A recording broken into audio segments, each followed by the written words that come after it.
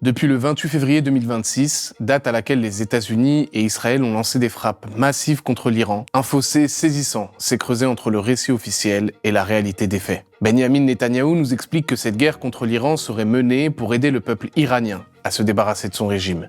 Ce régime tire sur des citoyens, tandis que nous tirons sur ce régime terroriste pour protéger les citoyens. La différence est immense. Pourtant, tout le monde le sait. Les bombes ne libèrent jamais un peuple, elles tuent, détruisent, et leur usage est clairement illégal au regard du droit international. Donald Trump, lui, nous a dit que l'Iran était sur le point d'obtenir l'arme nucléaire. If we didn't hit within 2 weeks, they would have had a nuclear weapon. If we didn't do the B-2 attack a number of months ago, they would have a nuclear weapon. And when crazy people have nuclear weapons, bad things happen.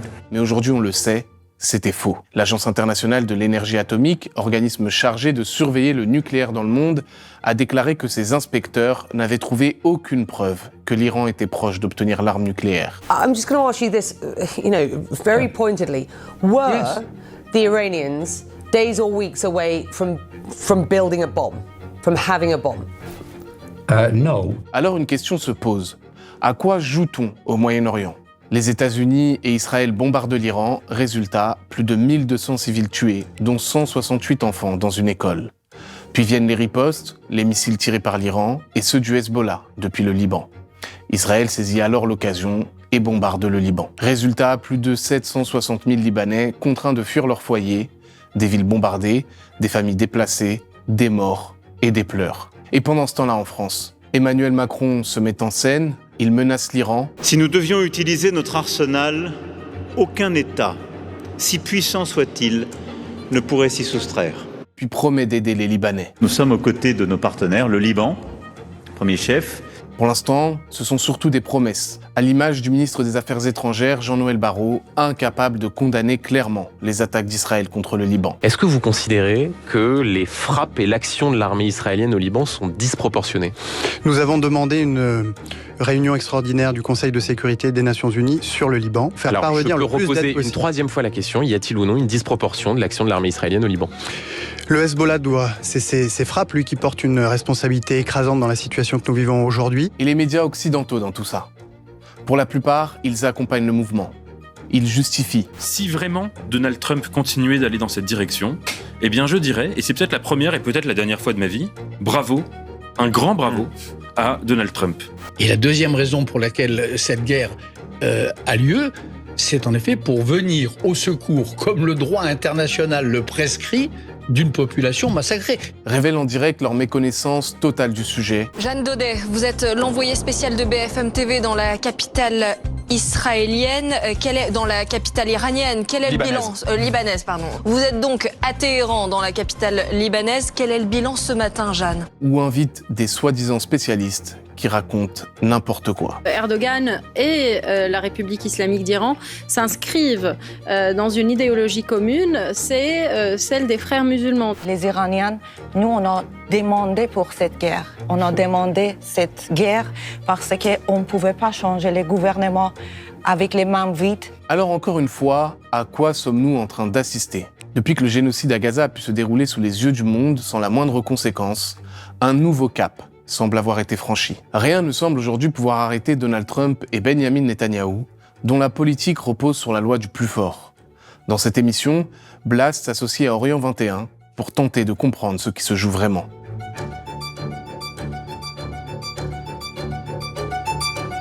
Alors avec moi aujourd'hui, Sarah Grira, bonjour. Bonjour. Vous êtes rédactrice en chef à Orient 21. Également avec moi Sylvain Sipel, bonjour, journaliste à Orient 21, et vous êtes aussi l'auteur de l'État d'Israël contre les Juifs aux éditions La Découverte. Et enfin Bernard Ourcade, bonjour. Bonjour. Vous êtes géographe, spécialiste de l'Iran et membre du comité de rédaction d'Orient 21. Alors la première question que je vais vous poser, qui est un peu évidente, qui est un peu générale, mais pourquoi cette guerre ? Benyamin Netanyahou nous a vendu l'idée d'une attaque préventive, Donald Trump nous a dit que l'Iran était sur le point de posséder l'arme nucléaire. On comprend pas trop qu'est-ce qui a poussé vraiment les États-Unis et Israël à bombarder l'Iran. Il n'y a pas de raison, il n'y a pas d'explication, sauf qu'il y en a une cinquantaine, qui sont toutes aussi fausses les unes que les autres. Le nucléaire n'est plus une question centrale dans la mesure où beaucoup de dégâts ont été causés déjà aux guerres de juin et que l'Iran n'a pas les moyens financiers pour l'instant de relancer la machine et politiquement c'est dépassé. Ils savent très bien que toute relance du programme nucléaire serait tout de suite contrôlée et vue. Dans le nucléaire n'est plus la question centrale. C'était les missiles, disait-on. Il faut éliminer les missiles balistiques. Les missiles balistiques qui permettent à l'Iran, et qui est assez efficace, puisqu'il est capable, il a montré à plusieurs reprises qu'il avait des missiles en quantité et capable de toucher Israël, notamment avec une grande précision. Et ça a été démontré à plusieurs reprises. Donc le danger principal venait de là. Mais étant donné que l'Iran n'a pas d'autres moyens de se défendre, on peut difficilement supprimer le seul moyen de défense qu'un État peut avoir. Et troisième chose, c'était les proxys. Tous les organisations non étatiques que l'Iran soutenait dans l'axe résistant, du Hezbollah, Bachar el-Assad avant qu'il ne tombe, les milices ou les Houthis. Les Houthis au Yémen, et ces groupes-là ont disparu d'une façon ou d'une autre aujourd'hui. Donc il n'y avait pas de raison objective ou militaire à déclencher une guerre aujourd'hui en plus, d'autant plus que les Américains étaient en train de discuter avec les Iraniens d'une solution pour sortir de la crise. C'est ça, et que l'Iran avait fait beaucoup de concessions dans ses négociations auprès des États-Unis. Absolument. Les négociations avaient commencé, on le sait, en juin dernier, et l'Israël a attaqué 48 heures avant que les négociations arrivent à une phase terminale et positive. Même chose à nouveau, les négociations ont repris avec beaucoup de difficultés, ça reprend à un haut niveau. Et beaucoup de techniciens, même américains, étaient venus, mais ces négociations étaient en train d'avancer. Et d'ailleurs, des diplomates iraniens sont à Genève aujourd'hui, ils coincés, ne peuvent pas revenir chez eux parce qu'ils étaient arrivés pour faire la troisième phase de négociation. C'était une solution. Mais cette solution négociée, les radicaux en Iran n'en voulaient pas, Israël n'en voulait pas, et les royalistes non plus n'en voulaient pas.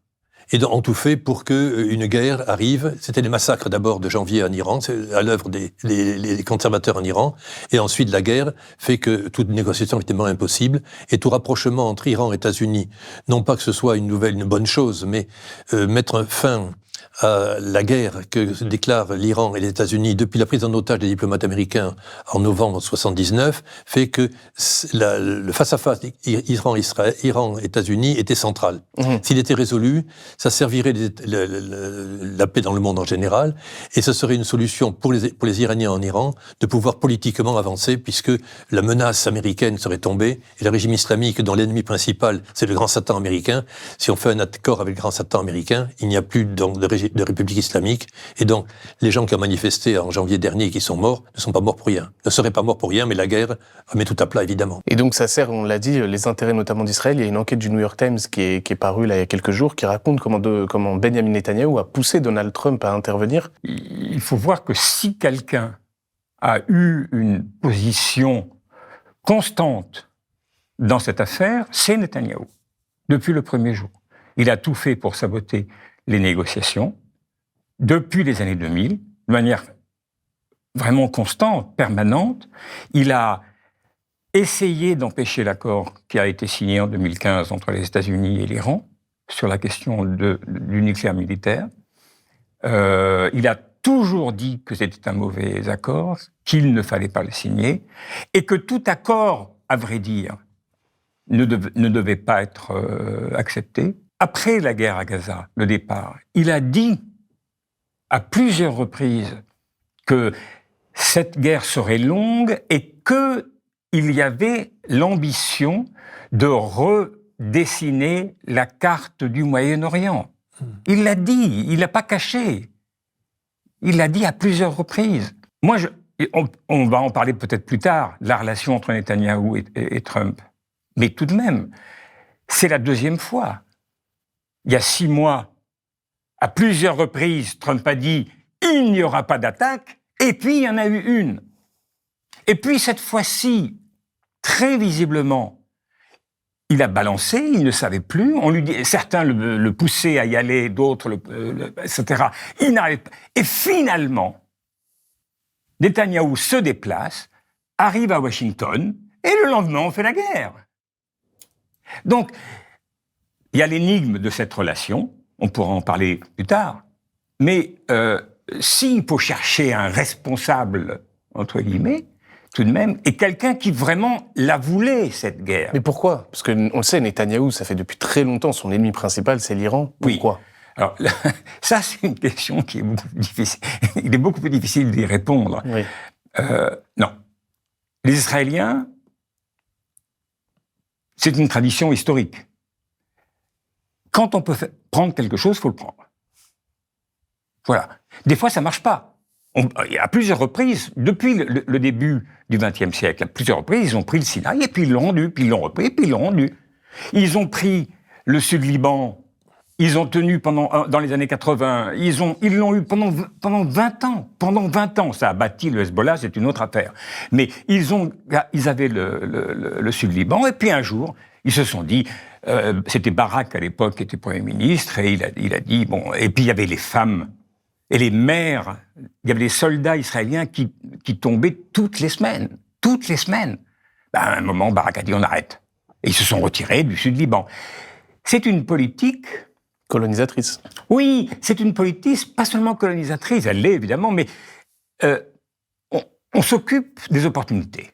Quand il y en a une, il y en a une. Si ça marche pas, c'est pas la fin du monde. On recule, on reviendra. C'est ce qui s'est passé en Syrie après la chute du régime de Bachar al-Assad. Oui. Il y a eu un moment de flottement que fait Israël. Première chose, on avance sur le Golan pour conquérir encore plus. Bien sûr. 2 points, effectivement, ce que disait Bernard sur l'état des négociations. On rappelle quand même que la veille du début des bombardements, il y avait le ministre des Affaires étrangères omanais, Badr al-Boussaïdi, qui était invité d'une émission sur CBS et qui avait dit quand même, ça c'était un entretien d'une demi-heure, une vingtaine de minutes, où il appuyait sur le fait qu'on allait aboutir à un accord inédit, à un accord qui était même meilleur que celui signé avec Obama en 2015.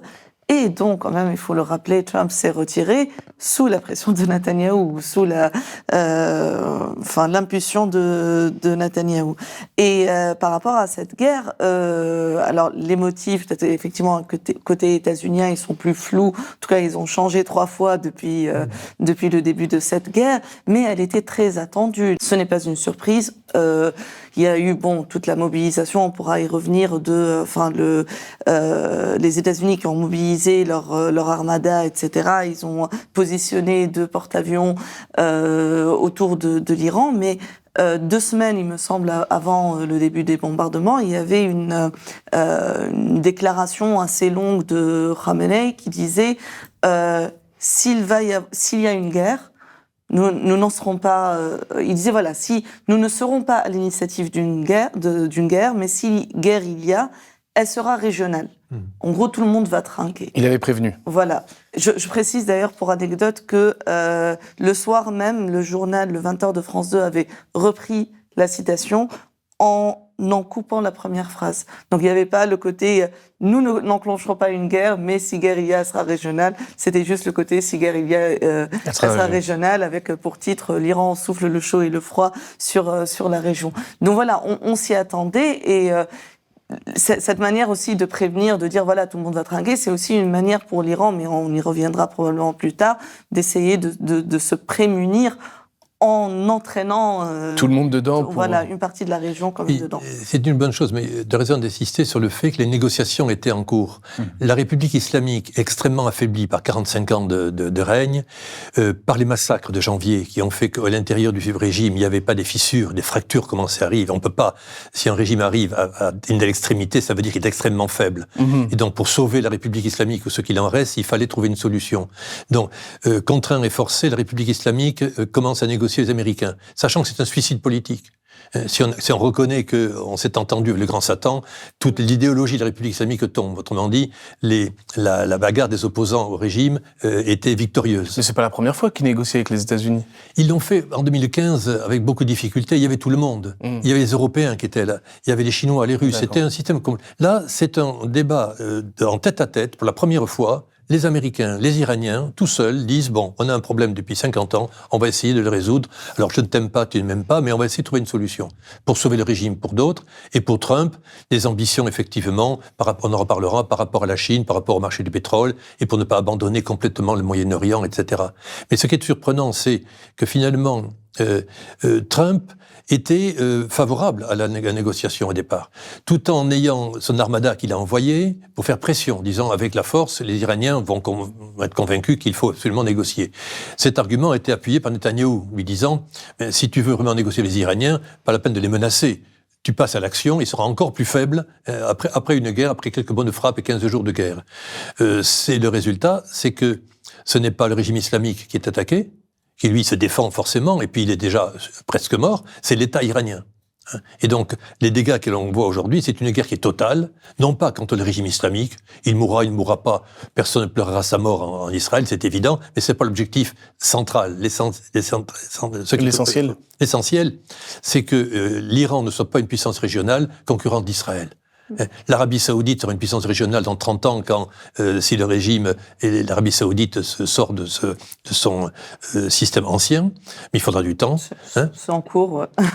On peut penser, mais actuellement, il y a Israël, ce petit pays qui a des ambitions, pas simplement de survie, mais des ambitions de, comme je le disais tout à l'heure, de reconfigurer le Moyen-Orient. Et l'autre rival, c'est l'Iran. Alors on dit que l'Iran a la bombe atomique, a ceci, cela, on peut multiplier les raisons. Il n'y a aucune preuve pour l'instant, on n'en sait rien. Des preuves, il y en a. Que l'Iran, c'est le chat qui vole une bombe atomique. Oui. Bon, donc la puissance de l'Iran, elle est là. Alors ce qu'il faut, c'est rayer l'Iran de la carte, si vous voulez, du point de vue politique. Effectivement, il y a cette idée pour Israël d'être la seule puissance hégémonique, la puissance hégémonique de la région. Effectivement, il y a l'Arabie Saoudite, il y a la Turquie aussi. Il y a une dizaine de jours, il y a eu quand même plus d'un responsable israélien qui a commencé à pointer vers la Turquie comme le prochain Iran. Donc il y a vraiment cette idée de on veut rester seul maître à bord. Et puis ce que tu disais, effectivement Bernard, très intéressant sur la question de non, on va passer par les armes et ils vont comprendre. Ça dit quelque chose aussi de la doctrine israélienne de toujours privilégier la solution avec beaucoup de guillemets militaires, plutôt que la solution politique. Oui, absolument. Mais j'ajouterais quand même un point, c'est qu'il ne faut pas penser que ça a commencé hier matin. Il faut se souvenir de ça. C'est-à-dire que il faut se souvenir, d'abord, sous le Shah, l'Iran est un allié très clair. À partir des années 80, il y a l'État islamique, et pourtant, il n'y a pas des mauvaises relations avec l'Iran. Il n'y en a pas. Mais il n'y a pas d'hostilité. Et ça, c'est une politique qui est historique dans la diplomatie israélienne.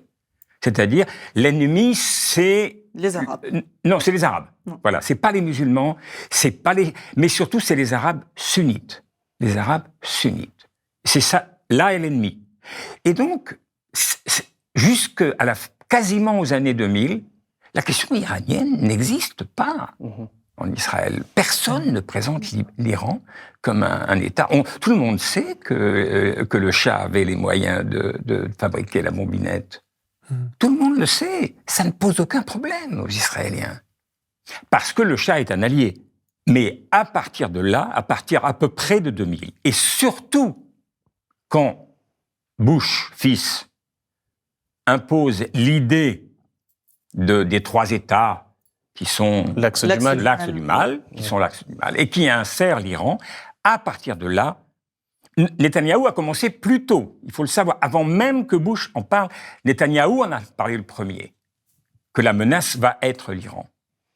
Mais à partir de là, ça devient officiel. Oui. Il y a un élément important aussi, c'est que c'est 82, l'invasion du Liban par Israël. L'invasion de Beyrouth. De Beyrouth, du sud du Liban. Le sud est déjà occupé depuis 1978. C'est ça, mais de Beyrouth. Et donc, cette avancée fait que les Palestiniens quittent l'Iran. Les Palestiniens étaient un allié de l'Iran. La direction palestinienne. La direction palestinienne était un allié de l'Iran. Et donc, toutes des raisons obscures, il y avait cette relation. Mais à partir de ce moment-là, l'Iran... fragilisé par cette situation, était en pleine guerre Irak-Iran, avait un besoin vital d'avoir un allié contre l'Irak de l'autre côté. D'où la création du Hezbollah, le soutien à la création du Hezbollah et l'armement du Hezbollah, qui a pris du temps. Donc, dans les années 2000, comme ça vient d'être dit à l'instant, à ce moment-là, le Hezbollah disposait de missiles et d'un armement capable de dissuader Israël d'attaquer l'Iran. Et donc, pour l'Iran, le Hezbollah était dans la politique de développement de l'islam politique dans la région, ça c'est le décor. La réalité, c'est que le Hezbollah protégeait l'Iran en tant qu'État. Et effectivement, le jour où le Hezbollah était désarmé par les événements que l'on connaît, des beepers, etc., le Hezbollah n'étant plus capable de protéger l'Iran efficacement, en visant Israël, l'Iran est attaqué par Israël 6 mois plus tard. Mais là, j'ai une interrogation là-dessus quand même, parce que pourquoi le Hezbollah n'est pas intervenu ? Parce que Gaza ne commence pas là. Gaza commence 2 ans plus tôt. Pourquoi le Hezbollah n'a pas bougé ? Ou très peu ? Très peu. Les Iraniens, à mon avis, ne voulaient pas que le Hezbollah intervienne parce qu'ils ne voulaient pas être embarqués dans une guerre. Les Palestiniens, c'est pas leur priorité idéologique ni politique. Embarqués dans une guerre dont ils feraient les frais. Sachant que Israël avait l'Iran, on considérait que l'Iran était le père de tout le terrorisme mondial. Oui, c'est qu'on sait aujourd'hui que quand même que l'Iran il y a eu quand même des demandes du côté formulé au Hezbollah, de ne pas utiliser tout son... Absolument. Et donc, l'Iran voulait protéger en quelque sorte ses missiles. Pour ne pas s'entraîner. Et deuxièmement, il y a eu un changement de stratégie iranienne, sachant qu'après la guerre en Syrie, s'est rendu compte que Bachar n'était pas un bon cheval, il est incapable de gérer le pays, donc il va tomber à terme. Et sachant aussi que à l'intérieur de l'Iran, la guerre par les proxys n'était pas populaire et que le Hezbollah aussi était divisé, éventuellement, il n'était pas sûr de cela. Donc, il y a un repli sur le territoire iranien, un nationalisme iranien qui revient très, très clairement à partir d'il y a 5 ou 6 ans, et surtout des débuts de la guerre à Gaza. Les Iraniens disant, nous devons protéger le régime islamique et l'Iran sur nos frontières actuelles, et donc ne pas utiliser les proxys. Et donc, l'attaque iranienne, où l'Iran, un peu à froid, en ayant prévenu tout le monde, envoie des centaines de missiles et de drones sur l'Israël un peu à froid pour dire, attention, les missiles viendront plus désormais du Hezbollah, ils viendront de Téhéran. Donc, donnant. Mais l'Iran se replie sur son territoire et donc abandonne un petit peu le Hezbollah à son triste sort. Pour le Hezbollah, ce serait pas non plus très juste de le présenter simplement. Évidemment, c'est un proxy de la République islamique iranienne. Mais c'est une force politique libanaise. Il s'est créé d'abord comme un groupe de résistance. Absolument. C'est quand même l'invasion israélienne de Beyrouth qui crée le Hezbollah. Il y a eu une division aussi au moment chez les chiites. C'est surtout le maintien sur le long de la frontière. En population chiite. Oui, et c'est le Hezbollah qui, effectivement, ce que tu disais tout à l'heure, Sylvain, avec les pertes quotidiennes, côté soldats israéliens, c'est quand même les opérations du Hezbollah qui poussent Israël à partir en 2000, à quitter. Tout à fait. Et c'est parce que l'Iran, justement, voyait que le Hezbollah redevenait, ses priorités, c'était de faire un parti libanais solide à l'après-guerre, en quelque sorte. L'Iran a constaté qu'il ne pouvait plus l'utiliser et instrumentaliser l'armement du Hezbollah, qui a sa propre logique libanaise de prise du pouvoir. Mais justement, alors pourquoi aujourd'hui le Hezbollah a décidé d'envoyer des missiles contre Israël en pleine guerre contre l'Iran? C'était quoi l'idée? Parce qu'on n'est plus du tout dans la même configuration.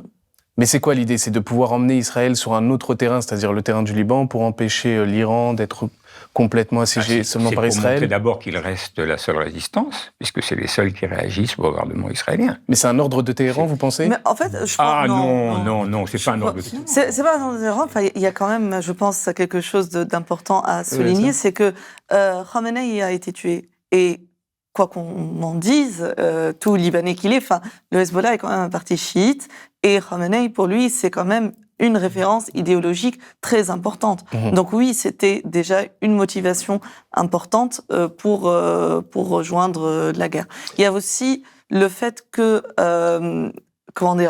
déjà, on doit rappeler quand même que depuis novembre 2024, date du cessez-le-feu signé, on le rappelle, sous l'égide des États-Unis et de la France, Israël a continué à bombarder quotidiennement. C'est pas qu'elle a violé, c'est qu'il a bombardé quotidiennement, mais littéralement quotidiennement, le Liban depuis, principalement le Sud-Liban, il y a eu 5 positions militaires qui ont été positionnées dans le Sud-Liban. Il y a un mur de séparation qui, si on voit les quelques photos qui ont filtré, ressemble à s'y méprendre à celui que Israël a construit pour isoler la Cisjordanie. Donc, il y a tout ça qui s'est fait sans que la France, qui se dit protectrice du Liban, ne lève le petit doigt, ni les États-Unis, évidemment. Et il y a aussi le fait que c'est une occasion, parce que rappelons aussi que le Hezbollah a quand même perdu son secrétaire général, qui était une figure très charismatique, qui était très affaibli, qu'il a perdu aussi beaucoup de son armement lourd, etc., bombardé par Israël. Donc c'était aussi une manière de revenir, en fait, dans le jeu, alors qu'il a été complètement écarté depuis 1 an et demi. Et puis c'est aussi, je pense, miser sur le fait que c'est un peu ce qui s'est passé après le 7 octobre. Il y a eu au début quand le Hezbollah a ouvert le front nord pour Israël, en fait, en disant c'est pour lever un peu la pression sur Gaza, même s'il y a eu des critiques. Finalement, une partie non négligeable de la population libanaise a soutenu l'action du Hezbollah parce que c'était en soutien à Gaza. Le Hezbollah, aujourd'hui, même si le contexte est différent, mise sur ça. Ça ne veut pas dire que ça va être le cas, mais il mise aussi sur ça. Mais son attaque, après le 7 octobre, a été très limitée. Oui. Et on pose la question aussi, je ne connais pas le détail du Hezbollah, mais vous voyez les fractures qu'il y a en Iran dans le conduit de la guerre et le Hezbollah, les divisions à l'intérieur du Hezbollah. Un certain nombre de gens n'ont pas accepté effectivement que le Hezbollah, des gens du Hezbollah, ne soit pas actif pour soutenir le Hamas, pour soutenir les Gaza, parce qu'il y a eu très peu d'actions finalement.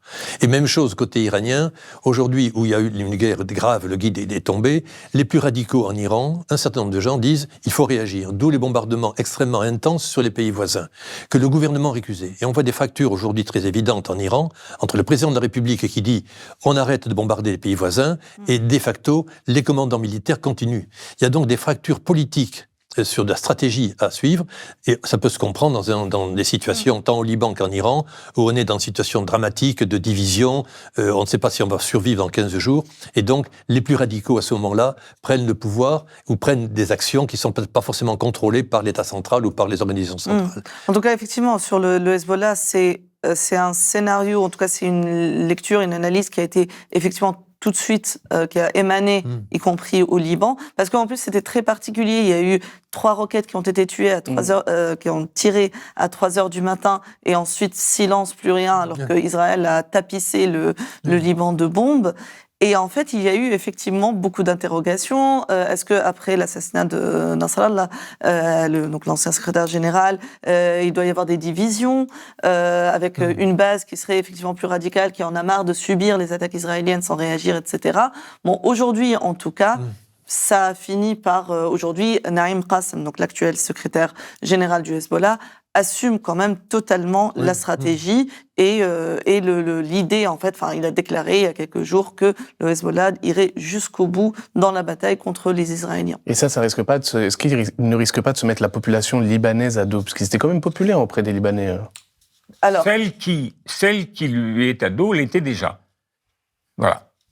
Enfin, je pense, globalement, je vois pas qui d'autre peut c'est une partie très importante. Il y a de la population libanaise. Oui, en fait, c'est aussi parce que oui, il était très populaire, y compris jusqu'à 2006. Il y a eu quand même l'épisode de 2008 qui a quand même, très rapidement, où on va dire que le Hezbollah a retourné ses armes contre une partie de la classe politique libanaise, où là, c'est la première fois où vraiment, et ça a créé quand même une véritable tension interne, parce que voilà, on va dire que le Hezbollah, c'est un parti corrompu, oui, pas plus que les autres partis politiques au Liban, etc. Mais ça a été... Mais il est vu comme le seul capable de résister un peu face aux attaques israéliennes. Oui, parce que... Le seul qui le souhaite. Les seuls et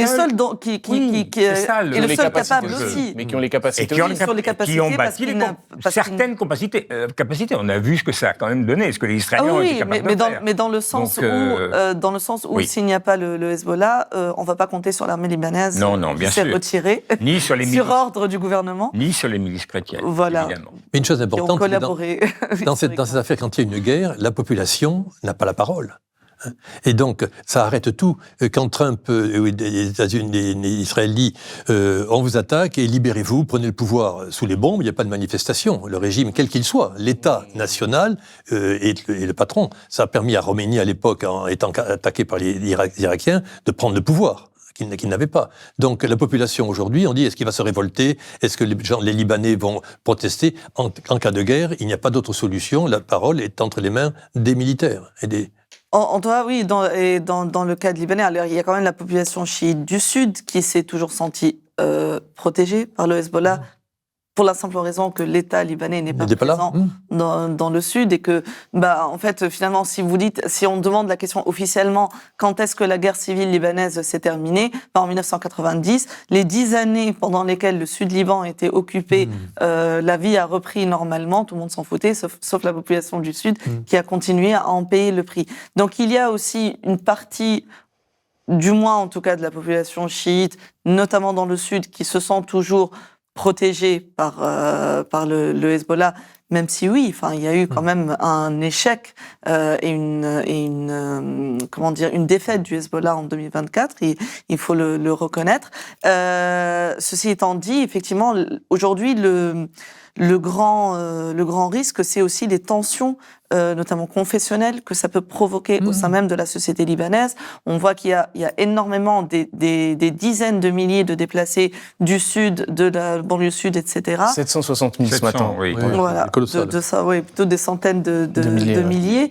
Et voilà, on a tous vu les difficultés, par exemple, à trouver du logement à Beyrouth, notamment les tensions intercommunautaires, parce que les chrétiens ne veulent pas...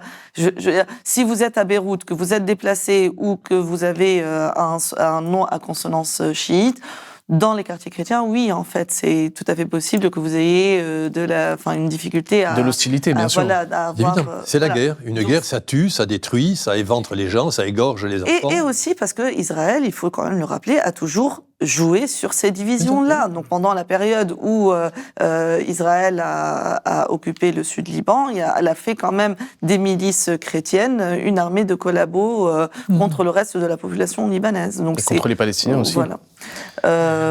Donc voilà, c'est aussi la politique de diviser pour mieux régner. Alors, je voulais revenir aussi avec vous sur un point essentiel, c'est-à-dire que même si on a les images des bombardements, on ne sait pas trop vraiment ce qui se passe réellement, quels sont les impacts, aussi bien en Iran qu'en Israël. On a très peu d'informations sur le nombre de victimes, sur ce qui a vraiment été touché et à quel point les régimes sont affaiblis. C'est vrai, on n'a pas d'image véritable, ni de décompte. À un moment, quelquefois, le moindre mort était compté. Là, on ne sait pas le nombre de morts. Pour des questions de sécurité militaire, dit-on. En Iran, il y a une répression. Les messages officiels de l'État est de dire ne prenez pas des photos, on arrête des gens qui prennent des photos et des vidéos qui sont diffusées ensuite à l'étranger. Vous êtes des espions, parce qu'effectivement, les Israéliens peuvent voir ainsi exactement si la frappe le bombardement a été efficace ou non. Ces raisons militaires, de sécurité militaire, je crois, sont fausses. En partie, sont vraies pour une partie, mais aussi fausses. C'est un moyen aussi de minimiser les dégâts. En Israël, on le sait, les attaques au mois de juin dernier, iraniennes, ont été efficaces. En plus de c'était secret d'État.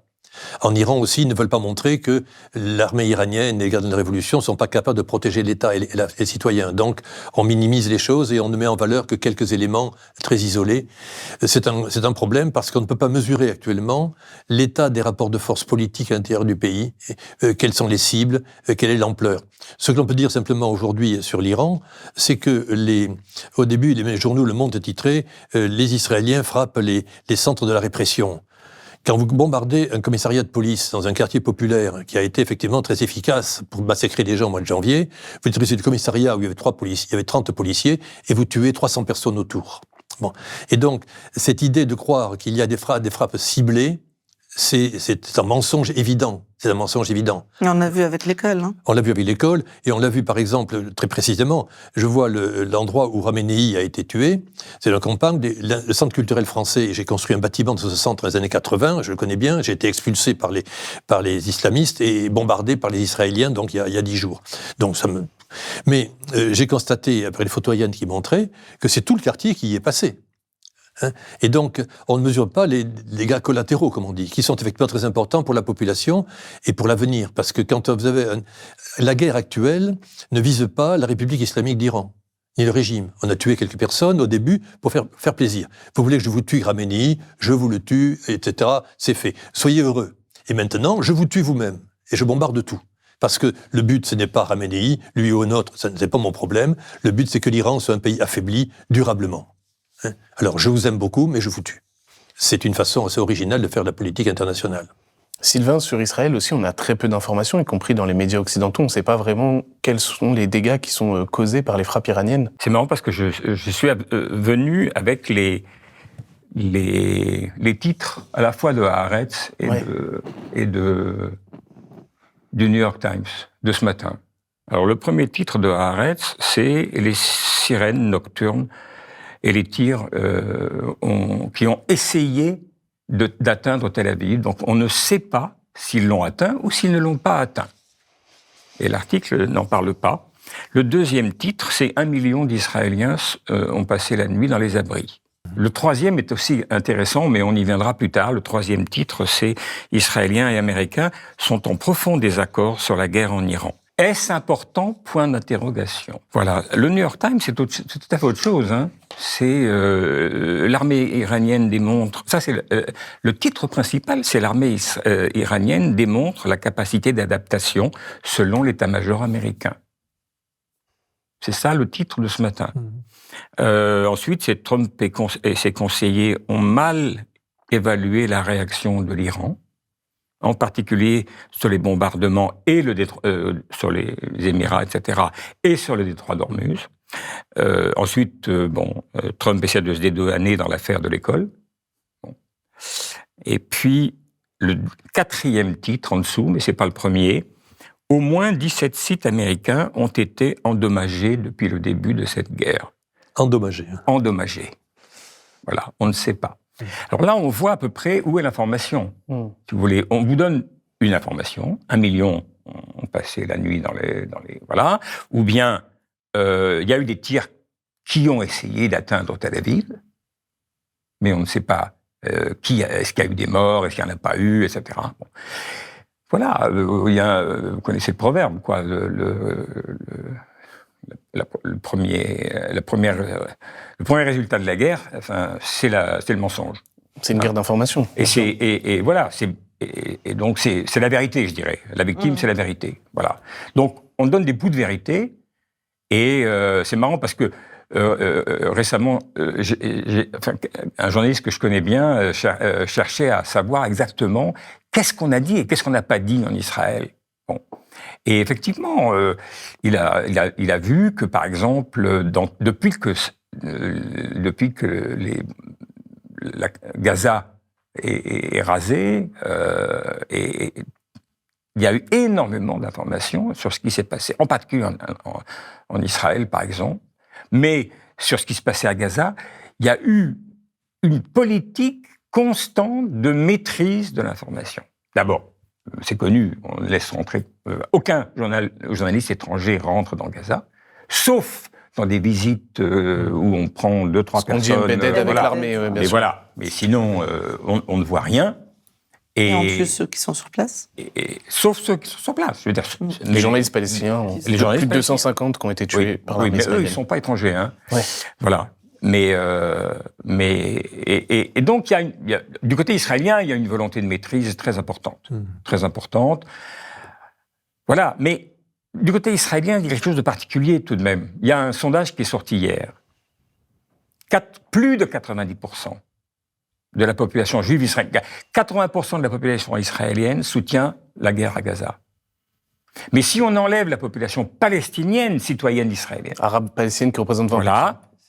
La plupart n'ont pas répondu aux questions, etc. On peut en être sûr. Mais peu importe. Plus de 90% de la population soutient la guerre menée par Israël contre l'Iran. Donc, quand on est face à une population qui a cette dimension-là d'acquiescement à la guerre, et ça, c'est traditionnel. On ne cherche pas à savoir. Non, puisqu'on leur dit que c'est pour leur sécurité. Voilà, c'est pour la sécurité, etc. Et puis, de toute façon, quoi qu'on fasse, on acquiesce. Quoi qu'on fasse. Ça, c'est important. La question de la vérité, la question de l'information et de la capacité d'une société de déceler... À questionner, bien sûr. Voilà, et de questionner les choses.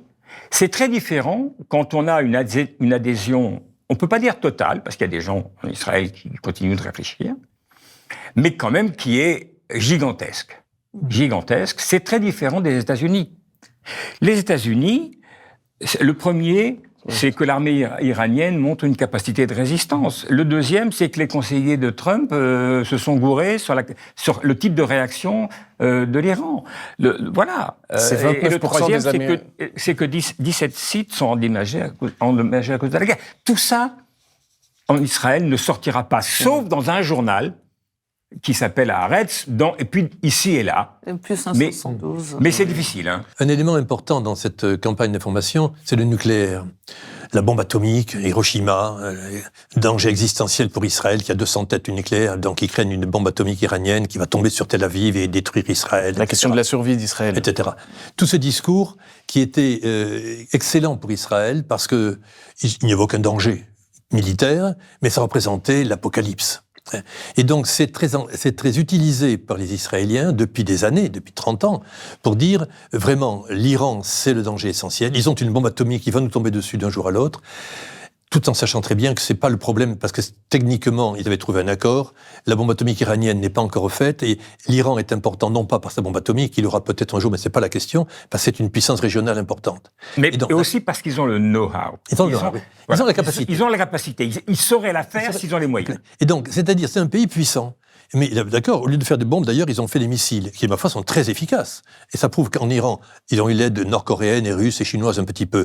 Mais concrètement, il y a en Iran des ingénieurs, des techniciens, des ouvriers, pour faire 30 000 missiles qui font 2500 km de portée, ça ne se fait pas dans un garage. C'est un tissu industriel, c'est une politique, et l'Iran tout seul est capable de faire ça. C'est une vraie puissance. Et ils pourraient faire ça pour faire autre chose que des missiles s'ils avaient l'occasion. Donc, l'Iran, grande puissance. Et Israël, on a commencé un débat là-dessus, a l'ambition d'être le patron du Moyen-Orient, de contrôler le Moyen-Orient, de reconfigurer le Moyen-Orient. Et l'ennemi, l'adversaire potentiel, c'est l'Iran, le seul, sur la table qui reste. Et donc, le nucléaire est instrumentalisé. On sait, la négociation actuelle, les Iraniens avaient accepté concrètement d'abandonner le nucléaire. Les propositions qu'ils faisaient étaient, c'est terminé.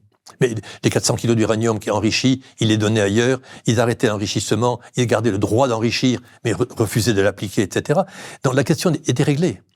Mais on dit la bombe atomique iranienne qui est remise comme raison principale de la guerre. On dit tout simplement, on ne croit pas un mot de ce que disent les Iraniens. D'ailleurs, les Iraniens sont des menteurs, ce sont des chiites menteurs par définition, donc on ne les croit pas, ils ont... Et donc ce discours politique sur le nucléaire cache effectivement la réalité des problèmes politiques et des raisons de la guerre qui sont fondamentaux et qui sont géopolitiques et lourdement orientés vers un équilibre ou un déséquilibre des pouvoirs dans la région. Deux remarques par rapport à ce que disaient à la fois Sylvain et Bernard. Sur la question des images, il y a 2 jours, sur Al Jazeera, il y avait un député de la Knesset qui était en direct donc dans le journal, dans un des journaux d'Al Jazeera, et à qui on a posé la question justement du manque d'images, de l'absence d'images. Il a fini par justifier en disant mais on ne veut pas diffuser d'images parce qu'on a peur que si jamais on montre les images au moment où il y a les ambulanciers, les pompiers, etc. qui arrivent, eh bien les Iraniens sauraient qu'il y a tout ce monde sur le lieu du bombardement et ils frapperaient une deuxième fois. Ce qui est très ironique parce que c'est une technique très israélienne que Israël a régulièrement adoptée à Gaza et qui est par ailleurs une technique que Poutine a aussi appliquée en Ukraine, que Daesh, qui vient de Daesh aussi, de l'organisation d'État islamique, qui avait aussi fait la même chose dans ses attentats. Mais je veux dire, prétexter cela alors que c'est une pratique de l'armée israélienne, c'était quand même assez ironique. Sur la question de voilà comment on présente alors que effectivement le régime iranien a renoncé à la bombe, mais de continuer en fait effectivement à dire en fait finalement on ne les croit pas. On pourrait généraliser ça justement en comparant en fait dans le discours politico-médiatique parce qu'il se ressemble de plus en plus.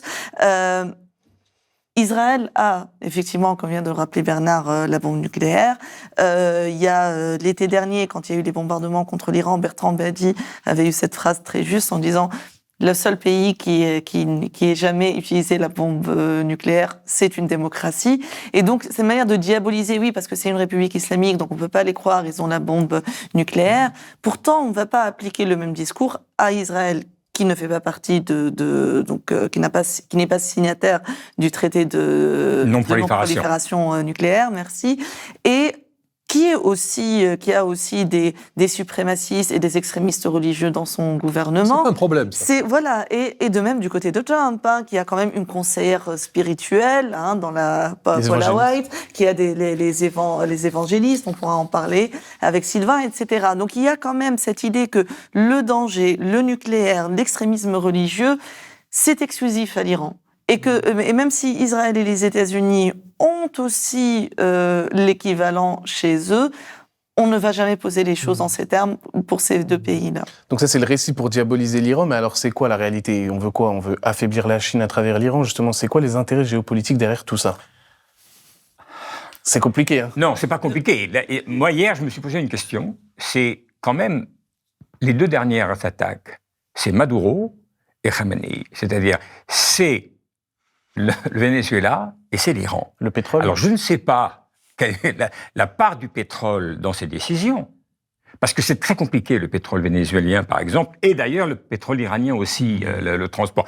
Il n'empêche que le principal bénéficiaire, dans des conditions assez draconiennes de ce pétrole, c'est-à-dire qu'ils sont imposés au Venezuela et à l'Iran par la Chine, mais c'est la Chine qui a été le principal bénéficiaire des exportations, parce qu'il y avait embargo sur des autres pays. Et la Chine en profitait et achetait le pétrole pas cher, bien sûr. Qui perd quelque chose dans ces guerres, dans ces attaques contre le Venezuela et contre contre le régime iranien, c'est la Chine. Un peu Cuba, parce que malheureusement Cuba ne peut plus avoir une goutte de pétrole qui arrive, c'est problématique pour elle. Mais sinon, c'est essentiellement la Chine. C'est essentiellement la Chine. Voilà, c'est pas gigantesque, mais si ça a représenté 15 ou 20% des importations de pétrole, c'est pas rien. Je crois que là, c'est un élément important. La Chine n'est pas intervenue, a soutenu l'Iran de façon très, très légère. Mais l'ambassadeur d'Iran à Pékin a fait une conférence de presse hier, un peu très officielle, comme s'il traduisait l'idée chinoise, qui est de dire un cessez-le-feu immédiat avec le soutien de l'ONU et négociation sur une garantie de cessez-le-feu avec les grandes puissances dans le cadre de l'ONU, une décision multilatérale pour essayer de consolider les choses. Et on voyait donc ce fait-là, et la Chine revenant dans le débat, alors qu'elle était exclue, avec la Russie aussi et les États-Unis. Et donc, la Chine est très importante parce que du point de vue géopolitique, effectivement, le fait de contrôler le pétrole américain, vénézuélien et chinois et iranien, vous contrôlez 60% des réserves mondiales de pétrole et de gaz. C'est pas négligeable en soi, même si techniquement ça pose des problèmes, mais c'est un élément important. Donc, dans le cadre de la confrontation États-Unis-Chine, l'Iran n'est pas anodin. Par ailleurs, on sait que l'Iran était pour les Chinois le hub de transit entre la Chine et l'Europe. Parce qu'en Iran, il y a 90 millions d'habitants, ils savent faire des choses, c'est important. Et donc, pour les Chinois, qui fournissent 80% des importations iraniennes, comme en Arabie Saoudite d'ailleurs, mais c'est un élément important. Et donc, abandonner l'Iran à la Chine pose quelques problèmes. Ça, c'est des raisons géopolitiques rationnelles, et on pourrait comprendre que les États-Unis, mais ils auraient pu le faire très facilement en levant l'embargo. Ne pas oublier que les Américains imposent à l'Iran un embargo économique puissant, qui a eu pour conséquence première d'appauvrir l'Iran, parce que tout coûte très cher, et surtout de renforcer et de permettre à l'oligarchie iranienne, des gens proches du régime, de faire des milliards, pas des millions, de milliards de bénéfices en fraudant sur les différents taux de change, etc. Donc c'est les sanctions américaines qui ont alimenté le régime islamique, le rendu fort, riche, etc. et assez fort pour massacrer qui il veut. Donc la levée des sanctions aurait permis simplement à l'Iran de retrouver une place normale, et les Iraniens qui ont politiquement pas mal d'ambition et de capacité d'expression auraient pu de l'intérieur, sans une guerre, faire évoluer le régime et le faire tomber éventuellement. Mais la guerre bloque tout, évidemment. Et c'est ça qu'on pose comme question. Autant il est logique que les États-Unis et l'Iran, en tant qu'État, aient des relations normalisées et effacent les drames de la prise en otage, etc. Autant une guerre, ça va à l'encontre de cela, ça renforce les radicaux, et ça fait que les Iraniens ne vont pas apprécier l'amitié du peuple américain. Après les bombardements, ça sera difficile à reconstruire. Je voulais aussi revenir, justement, j'en profite avec vous, Bernard, sur la question de la succession. On a vu donc c'est le fils de Khamenei là qui est devenu le nouveau guide suprême. Qu'est-ce que ça implique ? Ça veut dire d'abord que l'État iranien marche bien. La Constitution est appliquée. D'abord, ils ont nommé les trois personnes prévues par la Constitution, qui ont immédiatement, dans les secondes qui ont suivi, pris la fonction de guide. Mais ça montre aussi donc que l'État marche bien, et la preuve est la résilience de l'État iranien, de l'armée iranienne. On dit les gardiens de la révolution réagissent bien militairement. L'armée iranienne est là aussi et fait son boulot. Elle représente les 3/4 des forces militaires iraniennes. Donc l'État iranien marche bien, il fonctionne autant que possible dans une situation très difficile. Mais ça montre aussi la grande faiblesse de la République islamique sur le plan idéologique. C'est-à-dire qu'ils n'ont pas pu trouver un ayatollah un peu sérieux, ou même un vieux. Pourquoi un peu sérieux ? Sérieux, je veux dire quelqu'un qui, politiquement, est un peu impliqué dans les affaires de l'État et pourrait être un homme politique qui aurait agi, dans un sens ou dans un autre, aurait été un guide. C'est pas le cas du fils de Khamenei. Le fils de Khamenei, il était le directeur de cabinet de son père. C'est une tradition chez les ayatollahs d'avoir comme secrétaire particulier ou chef de cabinet son fils ou un neveu, jeune, mollah aussi, mais junior, qui fait le tampon. Et donc les gens vont d'abord voir le fils ou le neveu avant de pouvoir accéder au patron. Donc c'est très traditionnel. Khomeini avait son fils comme ça, comme secrétaire particulier. Bon, la présence de Mojtaba Khamenei auprès de son père était donc une banalité sociologique bien connue depuis le XVIe siècle. Et donc, je me dis, voici l'homme clé. Mais il connaît tout le monde, mais il est le portier. Le concierge de l'Élysée dit, je vois le président de la République tous les matins. Oui, il le voit passer. Bon, il ne faut pas confondre le pouvoir politique et le pouvoir réel. Donc, n'ayant pas de candidat capable et disposé d'apprendre une telle responsabilité, c'est suicidaire. C'est un CDD. Sans compter que les Israéliens risquent de tuer aussi. Donc, la seule personne... Ils ont dit... Ils ont dit qu'ils le tueraient.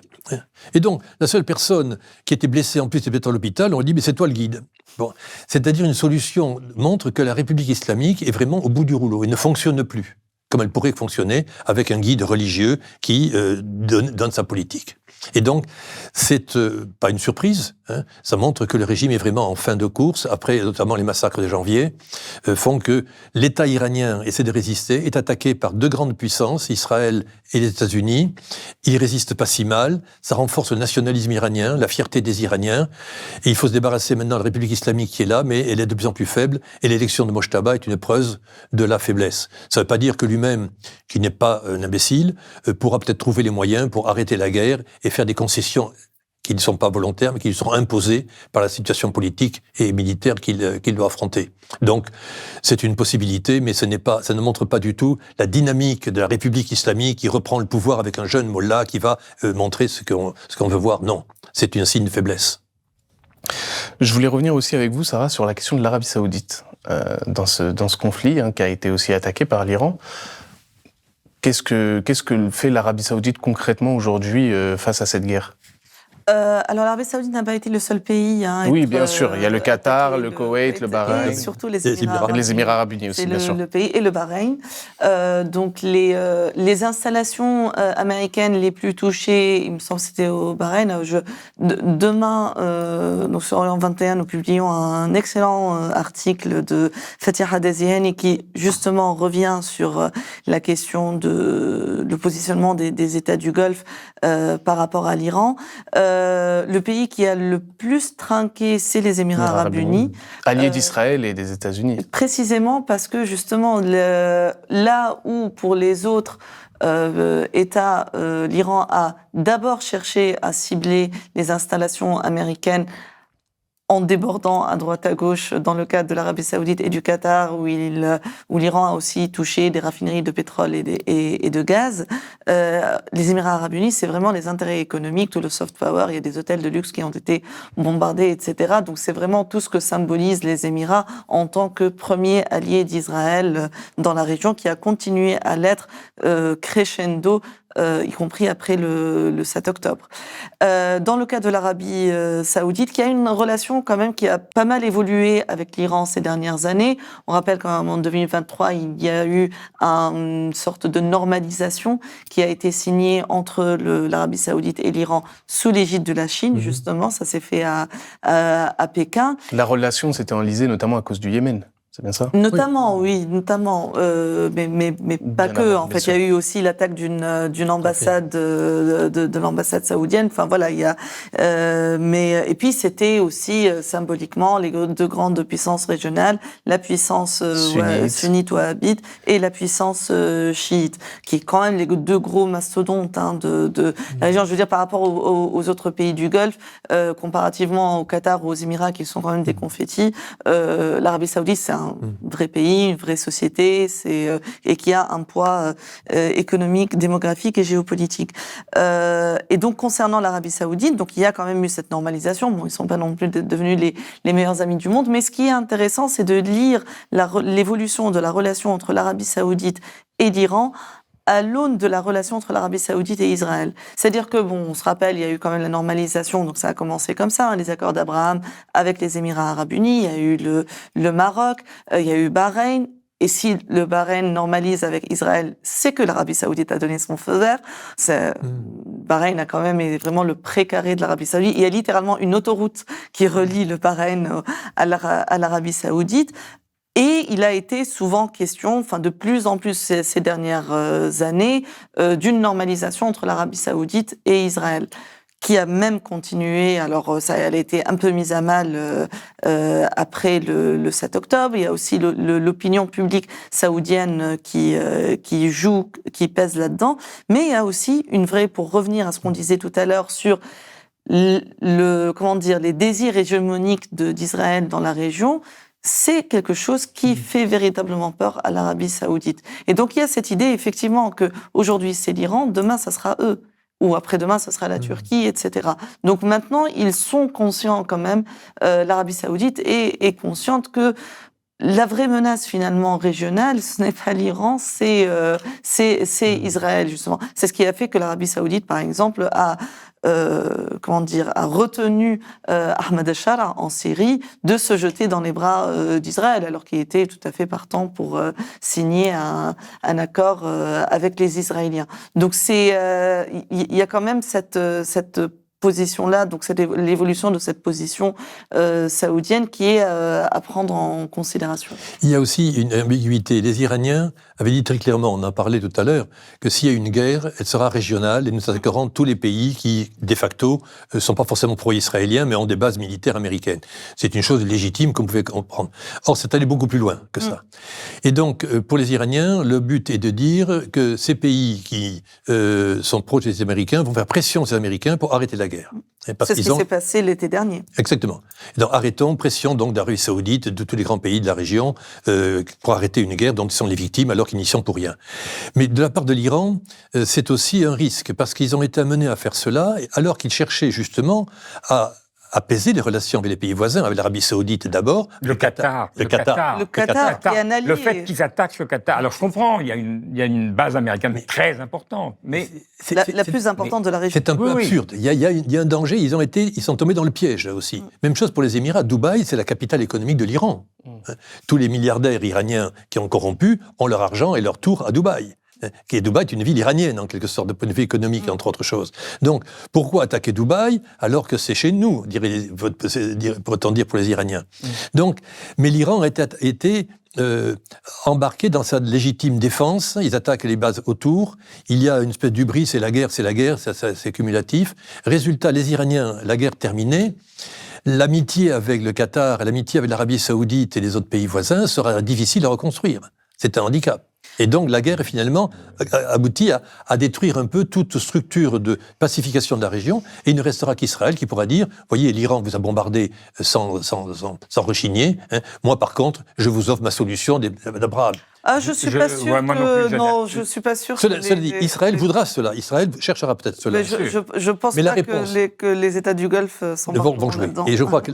Mais c'est en ce sens-là que cette guerre va peut-être accélérer les choses et faire qu'effectivement, comme c'était dit tout à l'heure, pour la plupart des pays, ils constatent que le danger, la menace iranienne, elle n'est pas très sérieuse, alors que la menace, même si elle était physiquement et militairement importante ces jours-ci, c'est la menace israélienne, stratégique, politique, soutenue par Trump. Et là, tout le débat qu'on a eu sur pourquoi est-ce que Trump est à la botte d'Israël à un tel degré ?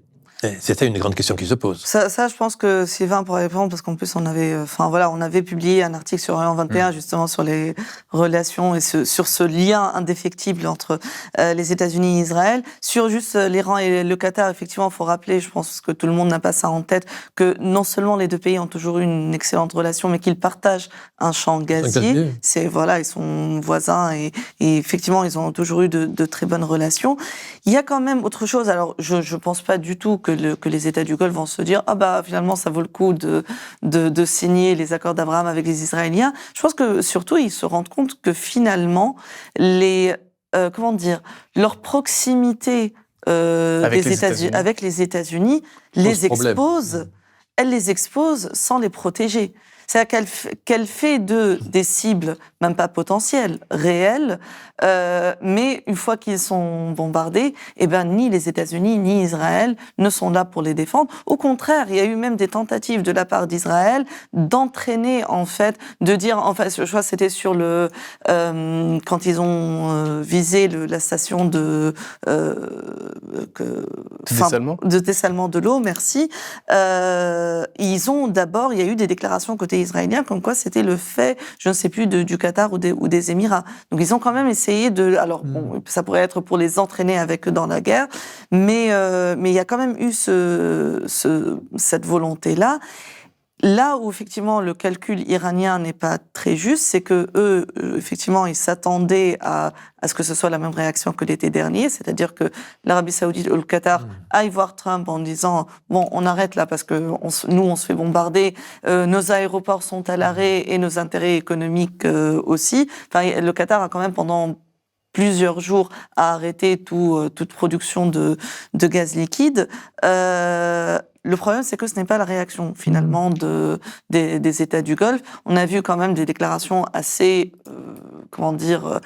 le Qatar a vraiment haussé le ton via son ministre des Affaires étrangères. Il y a eu Tamim, l'émir du Qatar, qui s'est entretenu avec Emmanuel Macron. Donc là-dessus, l'Iran a quand même eu un mauvais calcul. Mais je pense que surtout la principale leçon que les États du Golfe vont retenir de tout ça, c'est que, en fait, et ce n'est pas la première fois. On rappelle en 2019, quand les Houthis ont bombardé la raffinerie d'Aramco, donc la société de pétrole saoudienne, et c'était aussi sous Trump, il y a eu justement la même réflexion de se dire, mais en fait, on ne peut pas compter sur... Les Américains n'ont rien fait. Oui, les Américains n'ont rien fait, et du coup, il y a eu cette idée de se dire, mais en fait, on ne peut pas compter sur eux. Et donc, c'est quand même une réflexion intéressante à avoir, c'est aussi collabo que des régimes arabes puissent être avec des puissances militaires impérialistes occidentales. Le jour où ils se font attaquer, personne n'est là pour les sauver. On peut dire aussi la même chose du Liban. En fait, l'exécutif libanais a tout fait. Enfin voilà, on va désarmer le Hezbollah, etc. Bon, Joseph, le jour où le Liban a signé un cessez-le-feu avec Israël, il a continué à se faire bombarder sans que la France fasse quoi que ce soit. Mais à contrario, est-ce que le fait justement d'avoir ces bases américaines et d'être allié des Américains, ça les protège pas des puissances occidentales, ça les protège peut-être aussi d'Israël, non ? Plutôt que de les protéger de l'Iran. Pas à ce jour, non. Mais ça n'a pas ricoché finalement, ils se font attaquer. Non, cette guerre perturbe complètement le système et ce sont les gens qui en souffrent. À Gaza, on ne parle plus de Gaza maintenant. Il y a 2 millions de personnes sur des tentes dans des conditions épouvantables. Et ça continue de bombarder. Mais ça passe à la trappe. Je ne parle pas de l'Ukraine, etc. C'est une logique en même temps d'agression un peu systématique. J'ai le droit de bombarder mon voisin parce que je pense qu'il pourrait dans l'avenir faire quelque chose. M. Poutine a fait la même chose. Il a dit, je pense qu'en Ukraine, il y a des choses absolument épouvantables, donc j'envahis, opération spéciale pour libérer les Ukrainiens. Et là, Israël fait la même chose, mais il a le droit. Les Américains ont le droit de faire des choses que Poutine ne peut pas faire et que le président chinois fera peut-être sur Taipei. Là, il n'a pas le droit. Mais les Israéliens et les Américains ont le droit d'attaquer un pays voisin, de l'envahir, parce qu'ils pensent que ce pays n'est pas sympathique.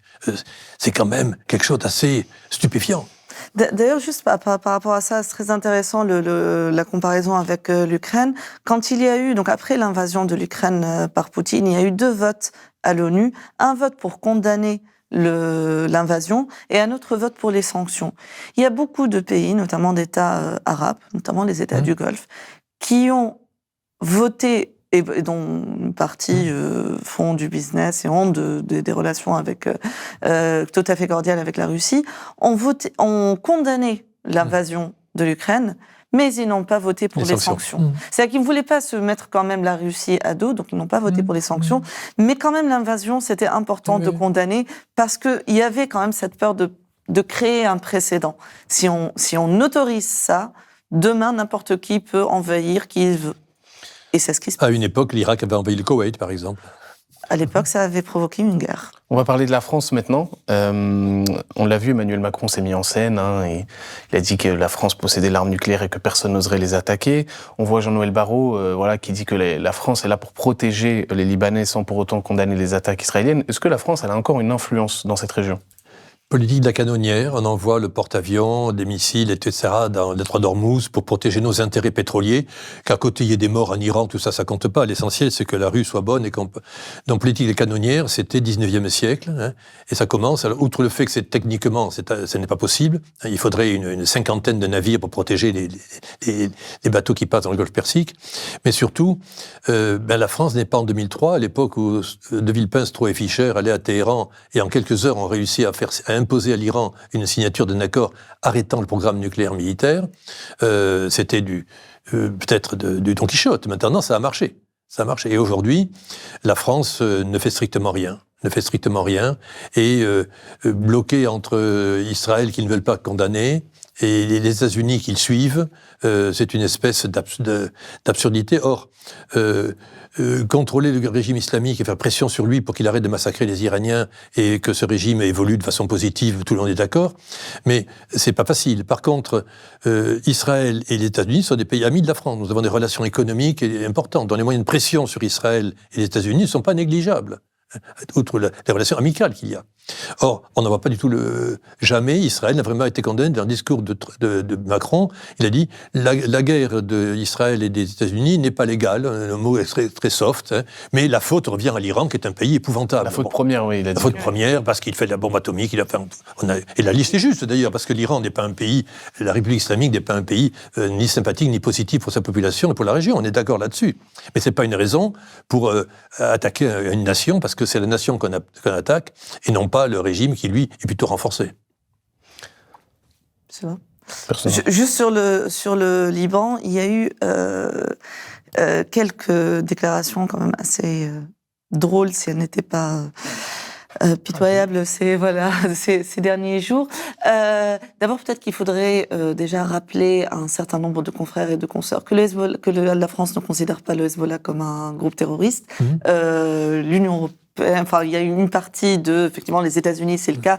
La France n'a jamais reconnu ça, notamment pour garder le Hezbollah comme un interlocuteur au Liban. On rappelle quand même que la dernière fois que Emmanuel Macron s'est déplacé au Liban, c'était après notamment l'explosion du port de Beyrouth. Il s'est entretenu avec une partie de la classe politique libanaise, dont des députés du Hezbollah. Parce qu'il faut rappeler quand même que le Hezbollah, il y a la branche militaire, mais c'est aussi un parti politique qui existe, qui est représenté au Parlement et au gouvernement, qui a des députés et qui a 2 ministres dans le gouvernement actuel de Nawaf Salam. Autre déclaration, je ne sais plus quel ministre exactement du gouvernement avait dit qu'il fallait éradiquer le Hezbollah. Donc, est-ce que la France, qui donc est censée œuvrer pour la protection du Liban, appelle à éradiquer un parti qui compte 2 ministres au gouvernement? Question au gouvernement. Et puis il y a la question de la protection aussi. La France, en fait, peut pas vraiment faire quelque chose face au bombardement israélien, face au déplacement forcé de la population. Et face à l'annexion du territoire. La France pourrait faire beaucoup de choses si elle le voulait. Oui. C'est ça la réalité. Oui. Mais elle le fait pas. Elle ne le fait pas, c'est autre chose. Mais il y a quand même, on rappelle, 4000 mètres carrés qui ont été annexés de facto par Israël au sud Liban. Vraiment, on pourrait montrer une carte, en fait, montrer les 5 positions militaires d'Israël dans le sud Liban et le mur qui se construit. Je veux dire, c'est quand même... Et tout ça a eu lieu, on le rappelle, après le cessez-le-feu qui a été signé quand même sous l'égide de la France et des États-Unis. Donc ça ne veut rien dire, en fait, on y revient. Ces guerres, et de Gaza et d'Iran, sont tout à fait symboliques d'une tendance extrêmement grave. Même si on néglige les problèmes locaux et régionaux, le fait ainsi qu'un État occupe un territoire de voisin et le prend, l'annexe complètement, c'est ouvrir la porte à vraiment l'anarchie complète. C'est la loi du plus fort. La loi du plus fort, et qui va aux États-Unis, la loi j'ai un pistolet, le voisin a marché sur ma pelouse, je tue mon voisin. Pourquoi ? Parce que mon voisin, je ne veux pas le sentir, il a marché sur ma pelouse, je le tue. Et il n'y a pas de police, et le policier ne dira rien, parce qu'on n'a pas besoin de la police. Il n'y a pas besoin de la loi, il y a besoin de mon sentiment. J'estime que j'ai le droit de faire ceci. Et donc le droit d'un État, le droit individuel, c'est l'anarchie, et qui paye cela, ce ne sont pas les plus forts, évidemment, c'est les plus pauvres. Et donc, c'est les Palestiniens, c'est les Iraniens ordinaires, c'est n'importe les Ukrainiens, peu importe le pays, les Cubains, enfin, on peut multiplier, la liste est énorme. Et c'est vraiment, philosophiquement, ce qui se passe là est extrêmement important. Et la question grave, c'est que la France, pays des droits de l'homme et de la liberté, la déclaration des droits de l'homme. Oui, mais enfin, elle pourrait au moins prévaloir de ça et dire, vis-à-vis d'Israël en particulier, il y a des moyens de pression politiques, économiques, moraux très importants. L'accord de l'association entre Israël et l'Europe, par exemple, ça ne condamnerait pas Israël à la famine, mais ça serait un signe très important de pression sur Israël pour dire vous ne pouvez pas, on vous reconnaît comme État, mais vous ne pouvez pas vous considérer comme ça. Notamment sur les échanges commerciaux. Échanges commerciaux. Il y a moyen de faire des choses très efficaces pour dire c'est inacceptable. Parce que ensuite, ça ouvre la porte et la France ne pourra pas, ou les États-Unis ou n'importe quel pays au monde ne pourra pas aller faire la guerre ici ou là, envoyer le porte-avions pour aller régler un problème ici et là. Donc soyez un peu sérieux. Là, on retombe sur une thématique qui surgit à chaque fois qu'on est dans ces situations, c'est qu'est-ce qui explique l'impunité absolue dont bénéficie Israël. Voilà. Et donc, il y a beaucoup d'autres questions autour de ça.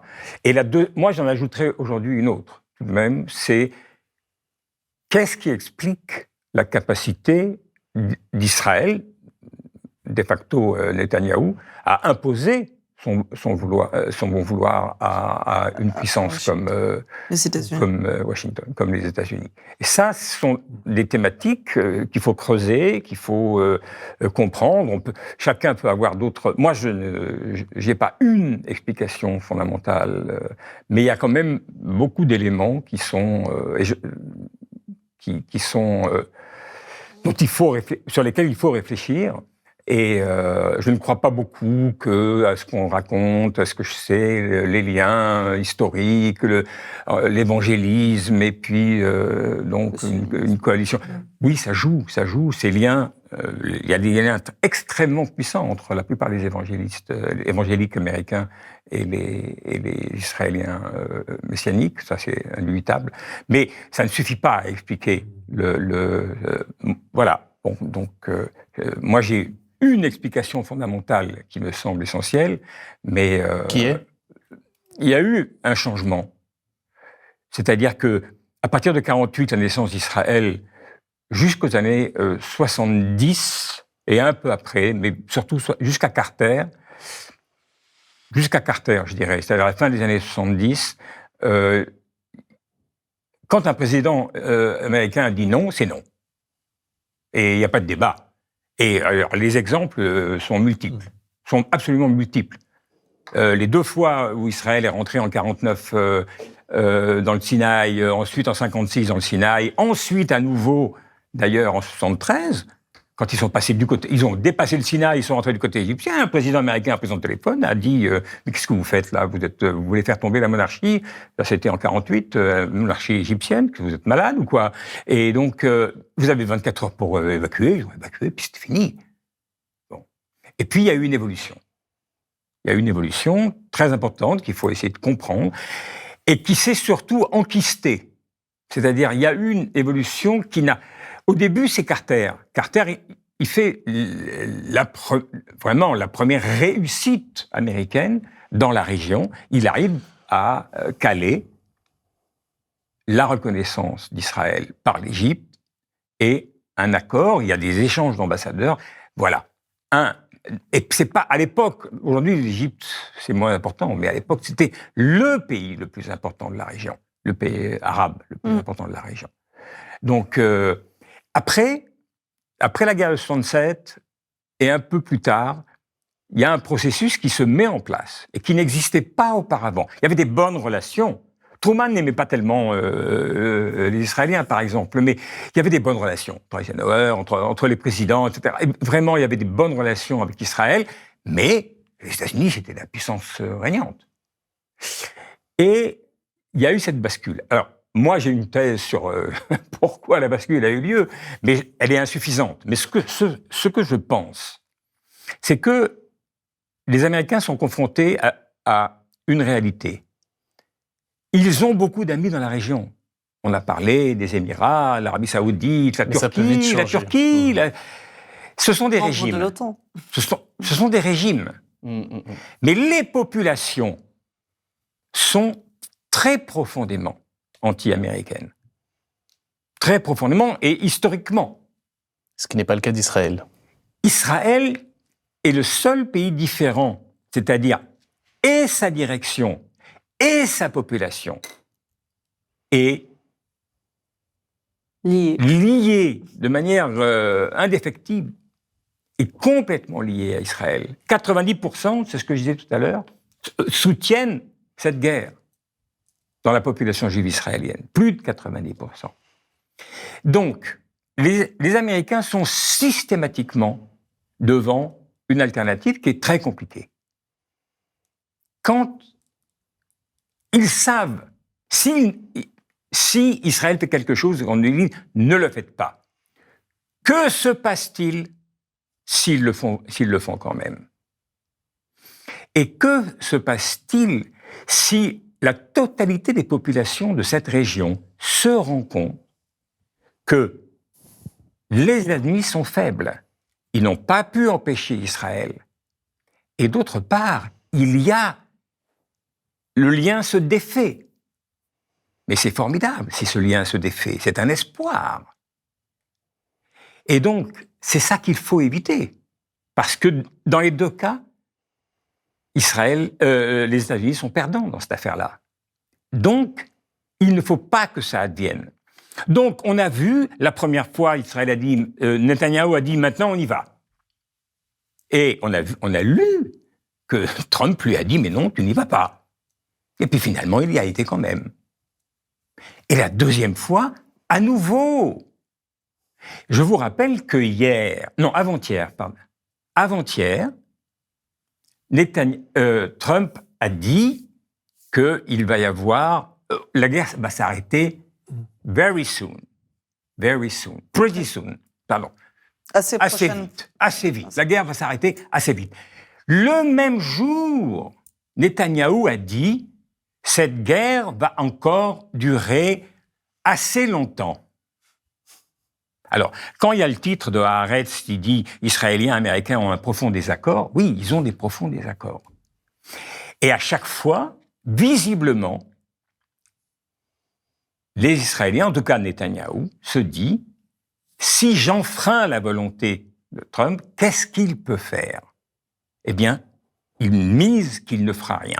Et il a raison tout le temps que ça n'advient pas.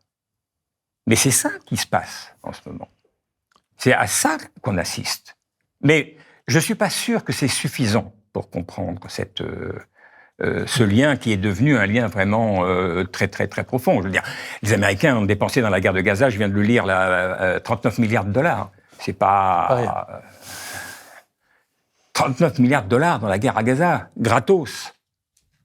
Plus tout ce qui arrive sur le côté. Mais oui, plus l'aide régulière. Voilà. Ouais. Quel intérêt pour les Américains? Non, mais c'est ce que disent aujourd'hui une partie de MAGA et désormais une partie des démocrates. Donc MAGA, Make America Great Again. Make America le premier soutien de Donald Trump. Bien sûr. Alors, il y a débat sur la réalité, parce que moi, je lis un peu, je lis la presse américaine, mais il y a des gens qui pensent que c'est un fossé très important maintenant, qui est en train de se creuser dans MAGA. Et oui, il y a Trump, eu des influenceurs MAGA qui ont appelé à voter démocrate aux midterms. Absolument. Il y a des sondages qui montrent quand même que visiblement, il semblerait qu'il y a une partie importante de MAGA qui dit qu'il faut arrêter cette folie, qui ne veut plus, et qui dénonce Trump, qui dénonce la passivité de Trump, en particulier face à Israël. Mais j'ai lu d'autres sondages qui donnent des résultats différents.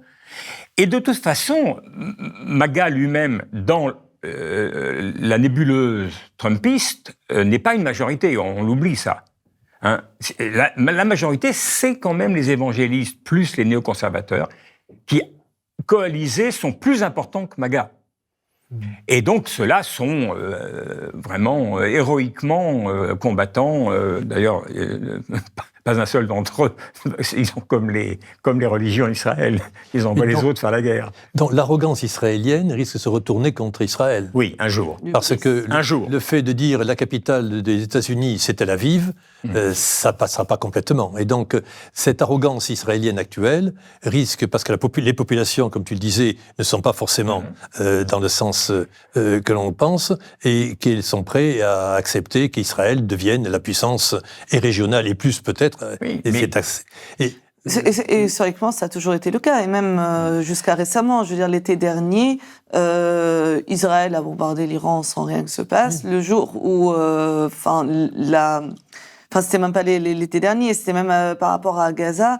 Le jour où Israël a bombardé pour essayer de tuer des représentants du Hamas, des négociateurs du Hamas au Qatar, le Qatar est allé voir Trump et Netanyahou a été obligé de présenter publiquement de présenter ses excuses aux Qatariens. Donc oui, ça, effectivement, c'est dans leur hubris, à un moment, ils se laissent emporter. Et ça peut se retourner contre Israël, c'est-à-dire Netanyahou, comme tu disais tout à l'heure, dans ton livre, Israël ennemi des Juifs et Netanyahou ennemi d'Israël, ennemi des Juifs. Bon, il y a un vrai problème de fond philosophique qui s'oppose. Oui, bien sûr. Et cette guerre. Mais pour le moment, sur la population israélienne, ça marche. Ça marche. C'est-à-dire qu'il y a vraiment une adhésion. Alors, on peut, là encore, gloser sur les motifs pourquoi ça marche, mais on constate que ça marche. Et ça marche aussi avec les grandes puissances. C'est pas seulement les Américains. C'est pourquoi, on parlait il y a 2 minutes de pourquoi les Européens font rien.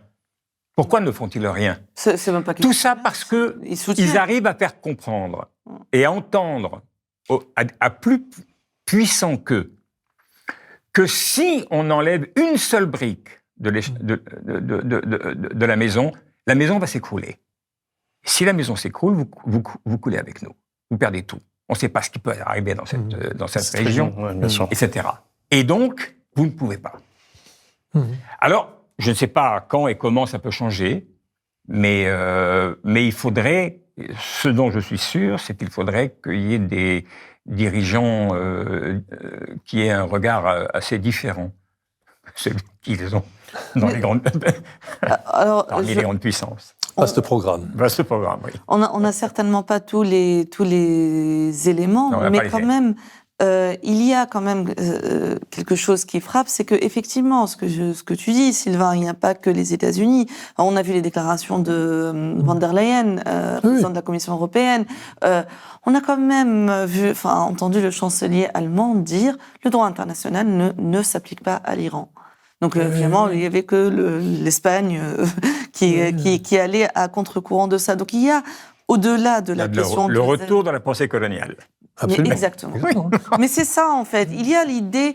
Est-ce qu'on n'a pas franchi un cap avec Gaza, justement ? Est-ce que ce cap n'a pas été franchi avec Gaza et aujourd'hui, tout est permis ? Il y a une continuité. Il y a quelque chose qui a été franchi avec Gaza.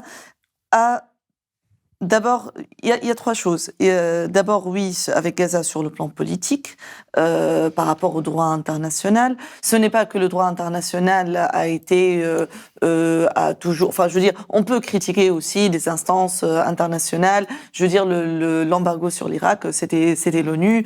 Il y a plein de choses qu'on peut critiquer. Mais quand même, là, on a Gaza, on a l'ONU, on a Amnesty International, on a plein d'organisations de droit international qui nous disent qu'il y a un génocide. Et de Washington jusqu'à Paris, on peut entendre sur les plateaux télé des hommes politiques et des journalistes, et on parle de la majorité, qui nous disent il n'y a pas de génocide à Gaza. En France, on a quand même l'ancien ministre des Affaires étrangères Séjourné qui l'a dit à l'Assemblée nationale, qui a dit on ne peut pas accuser l'État juif d'un génocide. Donc c'est un postulat. C'est peu importe ce qu'il fait, on ne peut pas l'accuser. Et on l'a vu plus récemment sur le plateau de France Info, la présentatrice qui dit non, qui coupe la parole et qui dit non, il n'y a pas de génocide. Donc on est vraiment dans le... Peu importe en fait, peu importe la vérité, peu importe les faits, on peut dire ce qu'on veut. À partir de là, tout est permis.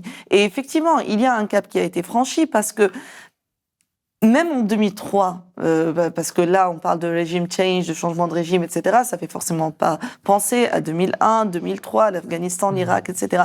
Mais même en 2003, il y a eu 3 choses en 2003. Il y a eu quand même les États-Unis qui sont passés devant le Conseil de sécurité, même si Colin Powell a voulu quand même arnaquer tout le monde avec ses petites fioles. Mais quand même, il y a eu cet effort. Il y a eu la France quand même, et le discours de Dominique de Villepin, la France qui s'est opposée à ça. Le veto. Et la troisième chose, il y a eu d'énormes manifestations à l'époque. À Paris, à Madrid, il y a eu plein d'Européens qui se sont rendus à Bagdad pour protester, pour eux-mêmes servir de bouclier humain, pour empêcher une intervention américaine. Tout ça, il n'y a rien de tout ça aujourd'hui. Ça, d'une part. La deuxième chose, c'est que ce qui change avec Gaza, outre effectivement la question du droit international, c'est la déshumanisation à l'extrême, en fait, de toute une population du monde. Et c'est des choses qu'on a commencé à voir. Alors, il y a la politique migratoire en Europe, le fait de minimiser les corps. Il y a quand même cette idée qui s'est banalisée il y a certains corps, certaines vies qui valent moins que d'autres. Avec Gaza, quand même, on a atteint un cap. Et la troisième chose, c'est effectivement où là, on passe quand même à la vitesse supérieure.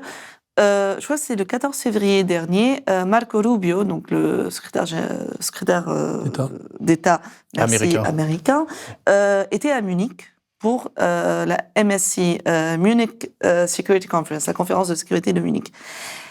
Et vraiment, j'invite tous ceux qui veulent, c'est sur YouTube, la vidéo est disponible. J'invite qui veut à aller écouter ce discours, ça dure 20 minutes, je crois. C'est un discours civilisationnel. C'est que Marco Rubio est en train d'inviter les puissances occidentales à littéralement recoloniser les pays du tiers-monde. Et donc vraiment, on est arrivé à la réhabilitation de ce modèle-là. Il y a certaines vies qui valent... François Hollande l'a dit, justement. Là aussi, Gaza est passé par là. François Hollande a dit, on ne peut pas rendre hommage aux Franco-Palestiniens comme on rend hommage aux Franco-Israéliens, parce que mourir sous la main des terroristes le 7 octobre 2023, ce n'est pas comme mourir sous les bombes. Donc, voilà, il y a des victimes qui valent plus que d'autres.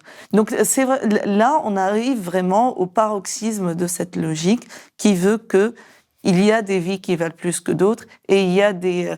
Et là-dedans, la séparation que faisait tout à l'heure Sylvain entre régime et population est très importante, parce que on parle des pays du Sud, il faut quand même rappeler que bon nombre, si ce n'est la totalité des régimes de ces pays du Sud, sont complètement affiliés et ils collaborent complètement avec les États-Unis, avec les États-Unis, avec Israël, avec les intérêts économiques, politiquement, économiquement, etc.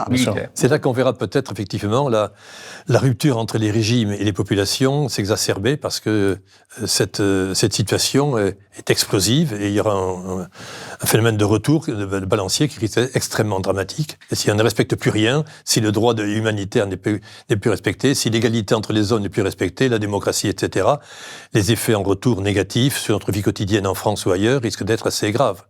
Et de même qu'on peut l'espérer pour les pays du Sud, on peut aussi, je pense, vivement l'espérer quand même en Occident, aux États-Unis et en Europe. Je veux dire, il est temps aussi pour les populations ici de comprendre que ils ont une part de responsabilité, qu'ils doivent se soulever contre quand même ce nouvel ordre mondial. Et lundi, donc il y a 2 jours, en fait, vous savez, on a notre correspondant à Gaza, Alami Aboujamous, qui continue donc à nourrir son journal de bord de Gaza sur Orient 21.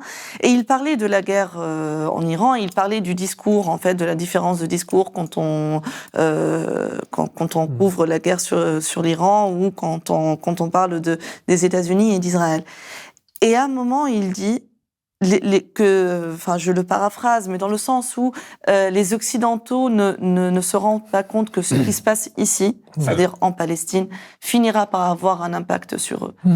Historiquement, ça a toujours été le cas. On le voit aujourd'hui, en France, les gens peut-être ne se rendent pas compte que il y a plein de lois, plein de processus, plein de règles qui jusque-là étaient appliquées aux immigrés, aux sans-papiers, qui maintenant, c'est comme pour la sécurité, la violence policière. ça concernait les populations des quartiers, les personnes racisées. Ah ben maintenant, il y a eu la loi travail, il y a eu les gilets jaunes. On s'est rendu compte que le reste de la France est concerné aussi. Donc c'est peut-être ça l'essentiel en fait. À un moment, il faut que aussi les citoyens en Europe prennent en main leurs responsabilités et qu'ils se rendent compte que ce qui se passe là-bas les concerne intimement. On va s'arrêter là. Merci beaucoup. Merci à vous. Merci à Oriente 21 de s'être associé avec nous pour cette émission. Et à très bientôt.